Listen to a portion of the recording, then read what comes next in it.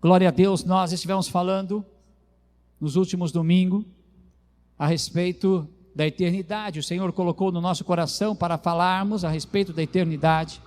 E quando eu estava orando ao Senhor e buscando uma palavra, e buscando uma direção do que o Senhor queria falar conosco, o Senhor tocou no meu coração por várias vezes para falarmos algo muito importante, que é batalha espiritual.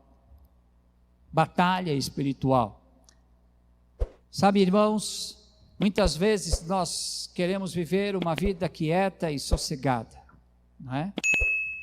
E embora nós queremos viver uma vida quieta e sossegada, muitas vezes nós temos que nos levantar para enfrentarmos problemas que vêm à nossa vida para roubar a nossa paz.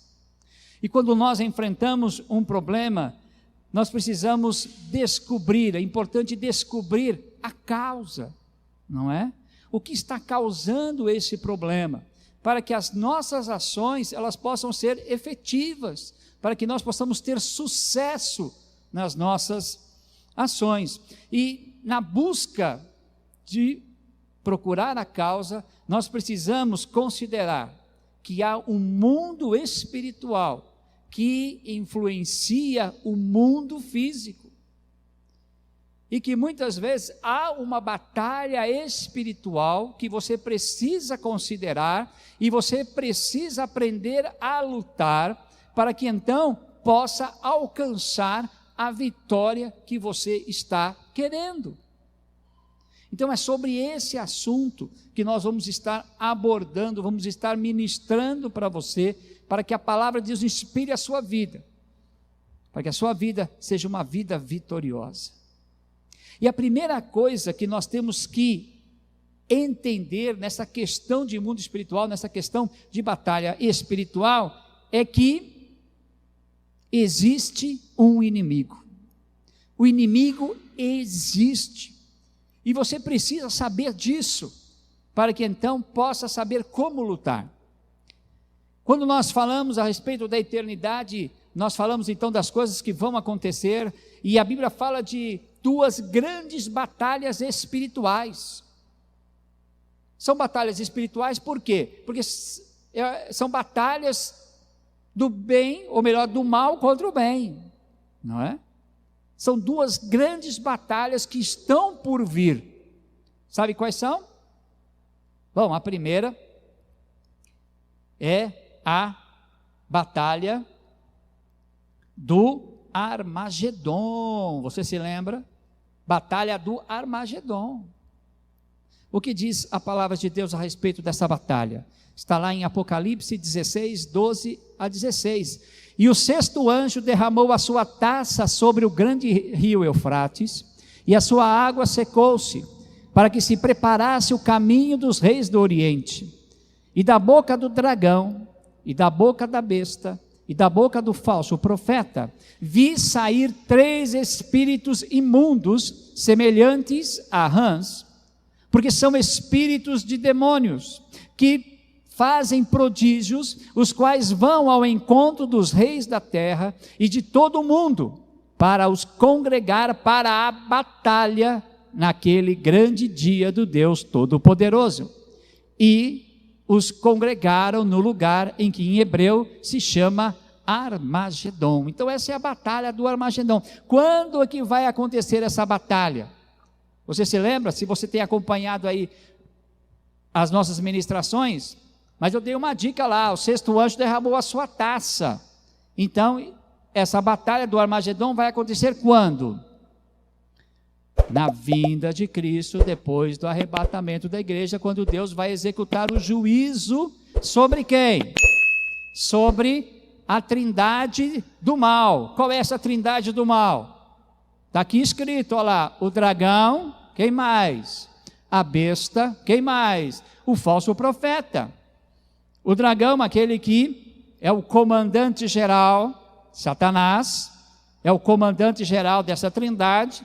Temos a manifestação dessa trindade, que é o anticristo, aqui chamado de besta, e evidentemente temos o lado espiritual dessa trindade, não é? Que é o falso profeta. E ele vai liberar o quê? Demônios, para reunir as nações para a guerra, então, contra quem? Contra Cristo que está vindo. Qual é o resultado dessa batalha? Você sabe? Bom, o resultado dessa batalha você vai se lembrar, não é? O que acontece com a besta? É preso e lançado no lago de fogo. O que acontece com o falso profeta? É preso e lançado no lago de fogo. O que acontece com Satanás? É preso por 1000 anos. Se deram mal, não foi? Mas infelizmente aqueles que seguiram essa trindade do mal, o que acontece? Eles são mortos. Mas não é apenas essa batalha que nós encontramos na palavra, eu falei que há outra. E a segunda batalha é a batalha de Gog e Magog. Se lembram da batalha de Gog e Magog? Bom, está aqui para você.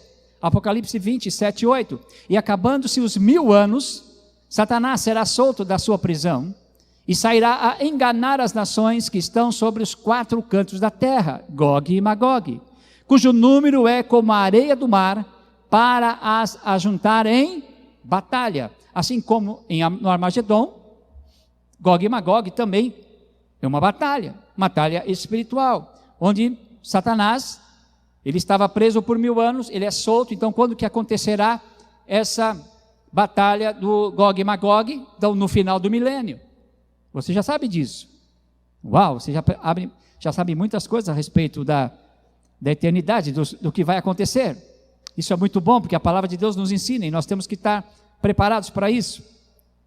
Então, no final do milênio, Satanás é solto. Ele estava preso no início do milênio, ele foi preso. No final do milênio, ele é solto, e ele vai enganar as nações. Vai se formar um grande exército, muito grande exército,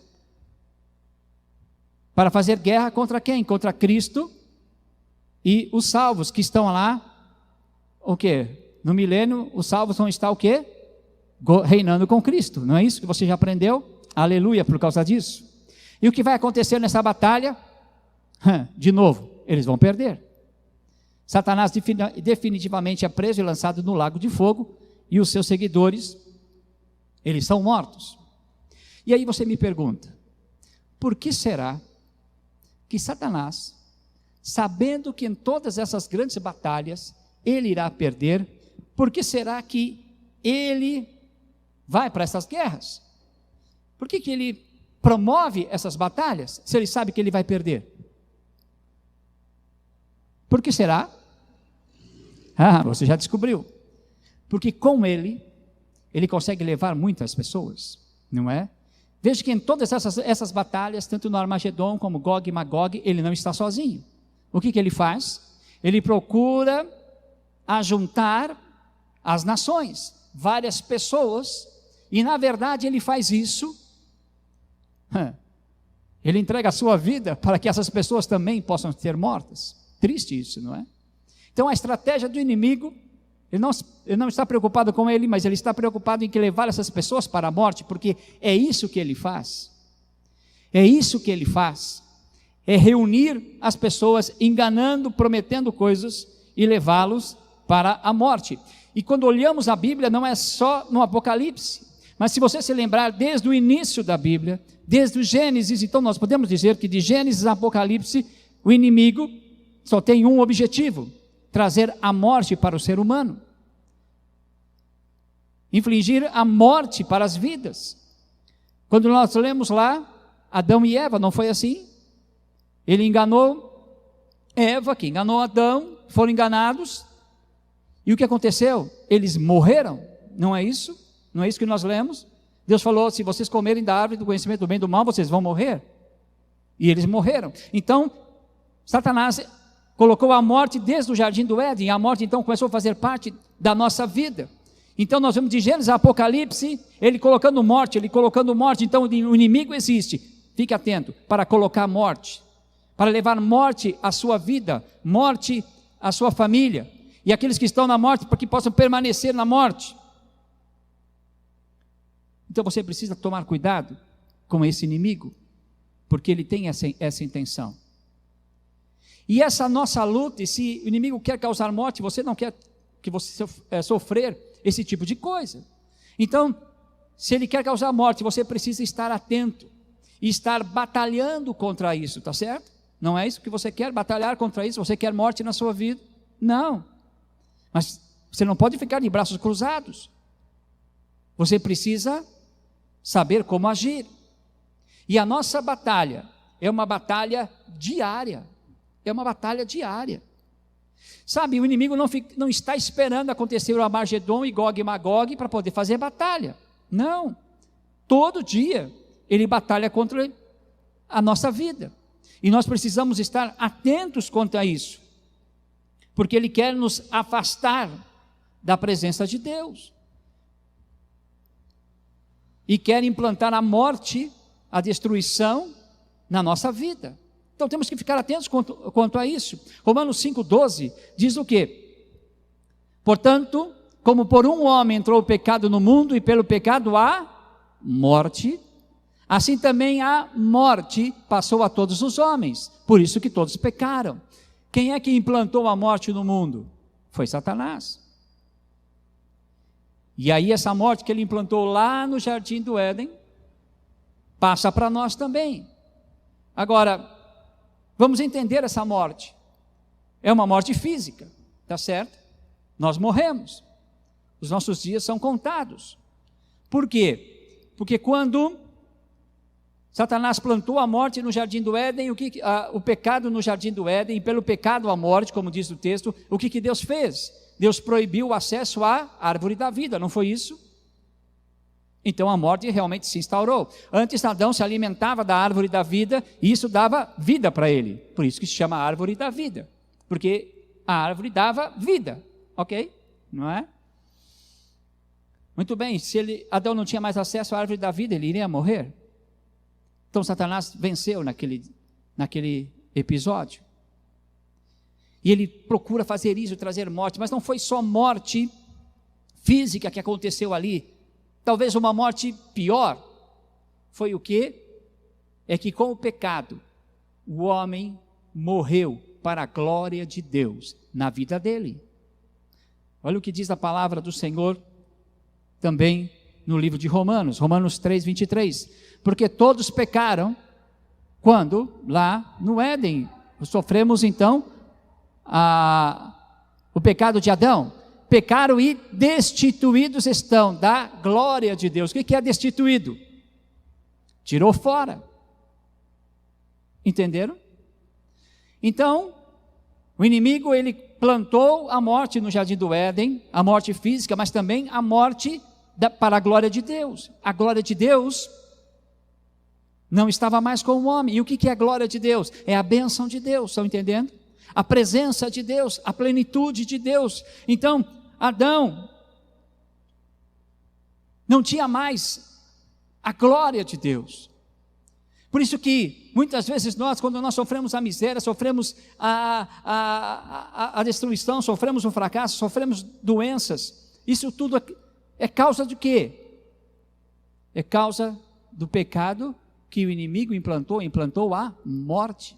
É o inimigo que causa tudo isso, porque Deus não tem esse projeto para você, não tem esse projeto para nós. Deus nos criou para sermos abençoados, para termos a sua glória, está certo?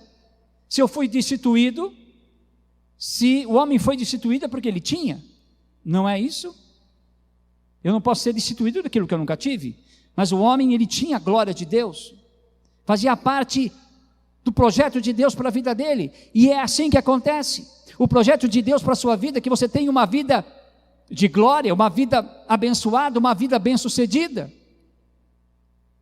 Por que nós sabemos disso? Porque Deus criou o homem à sua imagem e semelhança, não foi? Deus criou o homem à sua imagem e semelhança. Bom, Deus é um fracassado? Hã? Deus é doente? Derrotado? Não!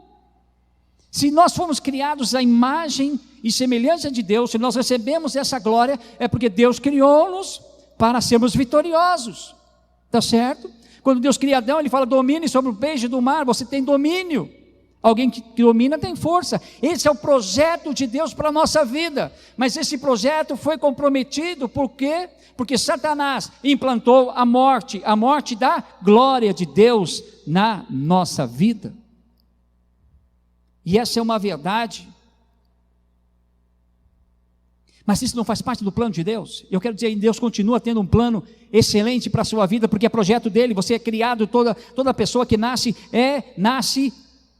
conforme a imagem de Deus. E qual é o projeto de Deus para a sua vida? Qual é o projeto de Deus para a sua vida? Olha o que diz a palavra de Deus no Salmo 139, verso 16. Os teus olhos viram o meu embrião. Todos os dias determinados para mim foram escritos no teu livro, antes de qualquer deles existir. Aleluia. Parou para pensar nisso? Deus te viu quando você era um embrião. Um embrião lá no ventre da sua mãe. Deus já sabia da sua existência. Não só a sua mãe ou seu pai, Deus sabia da sua existência. E o que Deus faz? Deus escreve toda a tua história, quando você ainda era um embrião. Uau! E que história que Deus escreveu para você? Qual é a história da sua vida escrita por Deus? Bom, nós temos pais aqui, você é pai, não é? Temos um pai bem recente aqui. Já pensou se fosse dado para você a oportunidade de escrever a história do seu filho? Como é que você escreveria a história do seu filho? Diga, como que você escreveria a história do seu filho? Como você escreveria? Talvez você... que ele seja próspero, que ele seja vitorioso. Não é isso que você faria?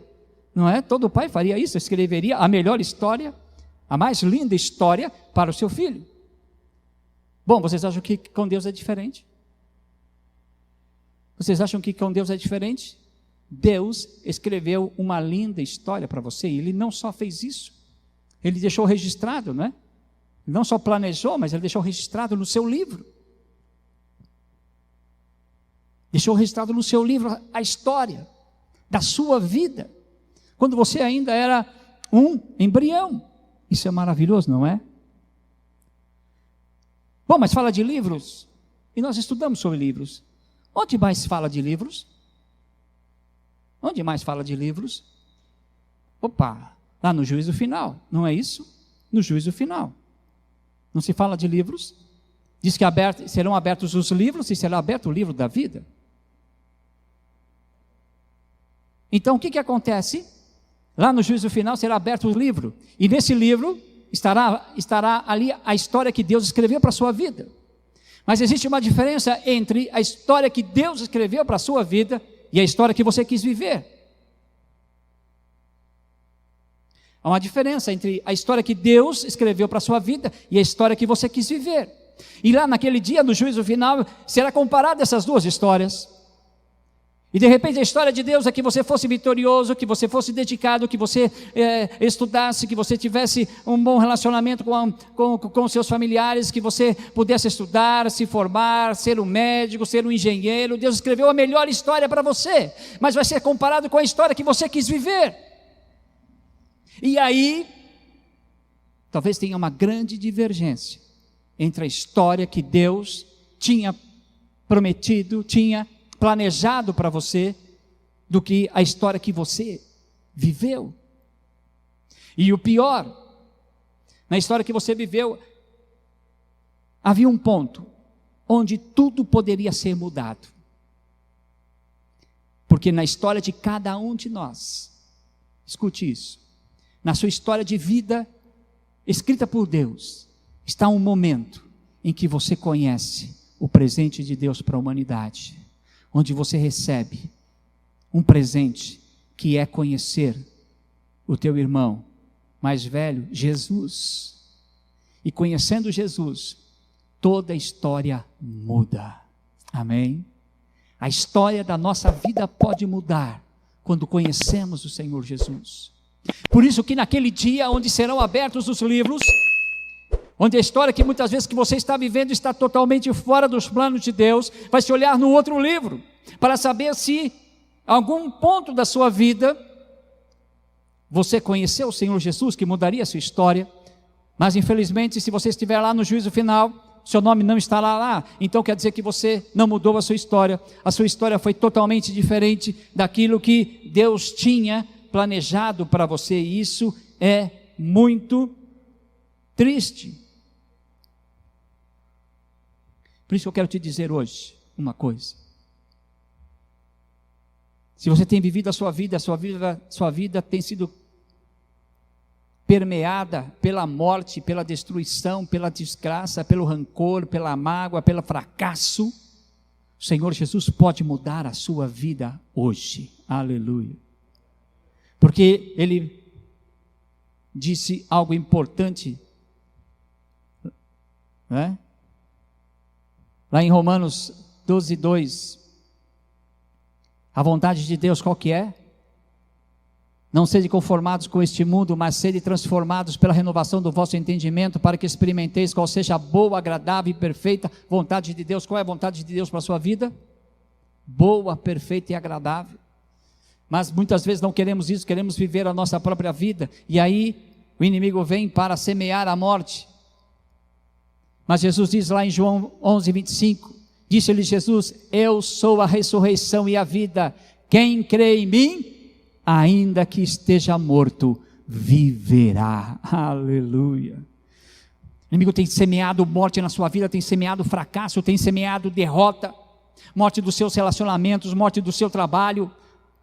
Eu quero te dizer que o Senhor Jesus é aquele que ressuscita e dá vida. Oh, louvado seja o nome do Senhor. E quando nós conhecemos o Senhor Jesus, nós retomamos ao projeto de Deus da nossa vida.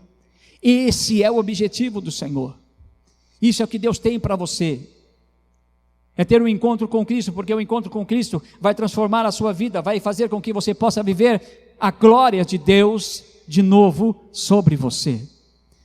Se você ainda não teve um encontro com o Senhor, eu te convido hoje a tê-lo, para que a glória de Deus possa transformar a sua vida, para que a morte não exista mais, para que você viva uma vida nova, você possa nascer de novo.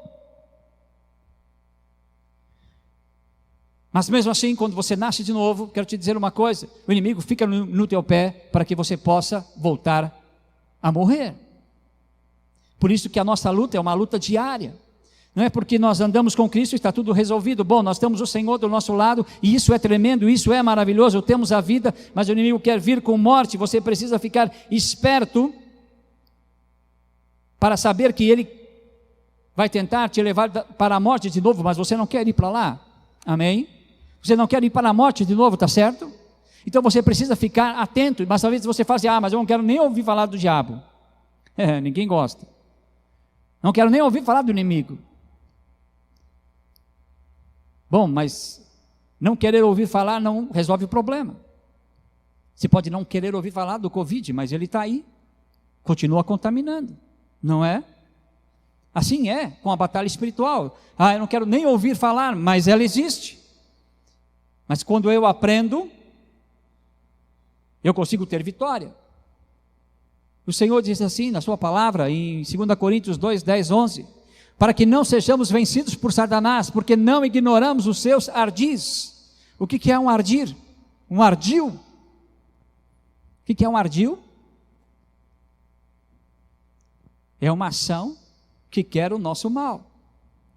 É uma ação com má intenção. É uma cilada. E nós precisamos estar atentos a isso. Que o inimigo quer a nossa morte, então ele vai preparar o quê? Ciladas, para que nós possamos cair e perdermos a glória de Deus. Você quer isso? Não, eu não quero isso, com certeza você não quer, mas precisamos estar atentos. Com Jesus aconteceu isso. Ele precisava ficar esperto para não cair nos ardis do inimigo. Olha o que diz aqui em Marcos 16, 21, 23, olha, presta atenção. E desde aquele momento Jesus começou a explicar aos seus discípulos que era necessário que ele fosse para Jerusalém e sofresse muitas coisas nas mãos dos líderes religiosos, dos chefes dos sacerdotes e dos mestres da lei, e fosse morto e ressuscitasse no terceiro dia. Então Pedro, olha só, chamando-o à parte, começou a repreendê-lo. Que ousadia de Pedro, hein? Repreender Jesus, dizendo: nunca, Senhor, isso nunca te acontecerá. Jesus virou-se e disse a Pedro: para trás de mim, Satanás, você é uma pedra de tropeço para mim, e não pensa nas coisas de Deus, mas nas dos homens. Olha só, Pedro, ouvindo Jesus falar da sua morte, começou a ficar incomodado. Ele amava o mestre, não amava? Ele amava o mestre, ele não queria ver o seu mestre morto, e ele chamou Jesus de lado e falou: Jesus, vem aqui, eu preciso conversar com o senhor está sendo muito negativo, o senhor está falando da sua morte, da sua derrota, para de falar isso, imagina que isso vai acontecer contigo. Ele tinha boas intenções, mas Jesus estava conectado com Deus, e ele sabia que aquelas palavras não eram o propósito de Deus para a sua vida, e ele repreende, ele olha para Pedro. Ele não olhou para o céu, repreendeu Satanás no céu, ele olhou para Pedro e falou: para trás de mim, Satanás. Jesus percebeu que naquelas boas intenções de Pedro estava uma artimanha, que se ele desse ouvidos, ele não iria para a cruz. Se ele não fosse para a cruz, ele não iria completar o propósito de Deus para a vida dele. Estão entendendo? Então, muitas vezes, em boas ações, em boas palavras, se você não está esperto, você pode cair na cilada, no ardil do inimigo. Está entendendo? Bom, nós vamos aprender muitas coisas sobre isso, e você vai estar aprendendo para que você possa vencer essa batalha, que é diária, mas é uma batalha constante. É uma batalha constante. Efésios 6,12 diz: pois a nossa luta não é contra seres humanos, mas contra os poderes e autoridades, contra os dominadores deste mundo das trevas, contra as forças espirituais do mal nas regiões celestiais. Então o apóstolo Paulo fala: nós temos uma luta, e essa luta ela é constante. Bom, se eu tenho uma luta é porque eu tenho um inimigo, está certo? Eu não vou lutar com nada, não é? Se eu tenho uma luta, eu tenho um inimigo, e eu tenho que ter consciência desse inimigo. E ele diz que a nossa luta não é contra seres humanos, aí a nossa luta fica complicada, porque ser humano eu vejo, não é? Mas as hostes espirituais da maldade, as forças espirituais do mal, eu não vejo. E o problema é que se eu não vejo, e eu não estou atento a elas, eu posso ter ações erradas, posso querer atingir pessoas que eu amo, eu posso querer resolver as coisas de uma forma natural, posso prejudicar a minha saúde, posso prejudicar as minhas finanças, porque eu não entendo que existe uma luta espiritual. Então eu preciso conhecer, para que eu tome ações, eu tenha atitudes, e possa vencer as batalhas, os problemas, as situações difíceis na minha vida. Está dando para entender? Batalha espiritual é uma realidade, e nós temos que aprender sobre ela, e é sobre isso que nós vamos estar falando nas próximas ministrações, que você possa estar conectado conosco, aprendendo, aos domingos, às 10h30, e possa crescer nesse conhecimento. E hoje nós vamos orar para que o Senhor possa despertar em você essa verdade, para que você não caia na lábia do inimigo e possa ser vitorioso. Eva caiu na lábia do inimigo e trouxe morte para a sua vida e morte para a sua posteridade. Quando nós perdemos a batalha espiritual, nós trazemos morte, perdemos a glória de Deus na nossa vida, e muitas vezes afetamos a nossa posteridade. Por isso que nós precisamos estar atentos, nós precisamos estar vigiando, para que isso não aconteça. Precisamos ter Cristo no nosso coração. Se o diabo plantou uma semente do mal na sua vida, se o diabo plantou uma semente do mal no seu coração, na sua família, Jesus tira essa semente e coloca a semente de vida. Amém? Essa é uma verdade tremenda. Ainda que esteja morto, viverá. Aleluia.